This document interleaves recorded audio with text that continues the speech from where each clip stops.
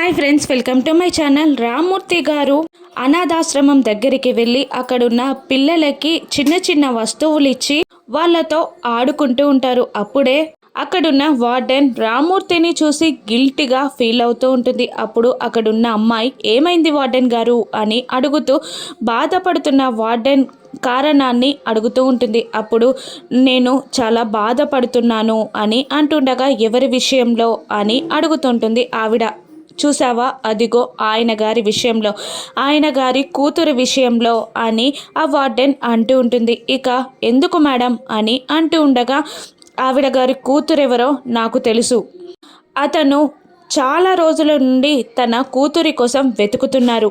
ఆయన గారి కూతురెవరో నాకు తెలుసు అని ఆ వార్డెన్ అంటూ ఉంటుంది. అవునా మేడం, మరి అతనికి చెప్పకపోయారా అని ఆ అమ్మాయి వార్డెన్ని అడుగుతుండగా చెప్పలేను అని అనేస్తుంది వార్డెన్. ఆ మాటలన్నీ బయట నుండి రామ్మూర్తి వింటూనే ఉంటారు. ఇక మళ్ళీ ఎందుకు చెప్పలేరు అని అడుగుతుండగా అమరేంద్ర గారు చెప్పొద్దన్నారు అని ఆ వార్డెన్ అనేస్తుంది. ఇక గుమ్మం ముందు నిలబడిన రామ్మూర్తి ఆ మాటలను విని షాక్ అయి వార్డెన్ దగ్గరికి వచ్చి ఏమంటున్నారు, నా కూతురెవరో చెప్పొద్దని మా అల్లుడు గారు మీతో అన్నారా అని అంటుండగా అవును అని ఆ వార్డెన్ అనేస్తుంది. సరే, నేను మా అల్లుడు గారి దగ్గరే తేల్చుకుంటా అని కోపంగా అమరేంద్ర ఇంటికి బయలుదేరుతాడు రామ్మూర్తి. మరోవైపు రూమ్లో ఫోటో ముందు అస్థికలు పెట్టి దీపం వెలిగిస్తాడు అమర్. పక్కనే ఆరు ఉండి బాధపడుతూ ఉంటుంది. ఇక రామ్మూర్తి కోపంగా లోపలికి వస్తూ ఉంటాడు. ఇక రామ్మూర్తి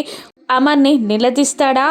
ఆరు తన భార్య రామ్మూర్తి గారి కూతురు చనిపోయిందని చెప్తాడా? రామ్మూర్తి తట్టుకుంటాడా?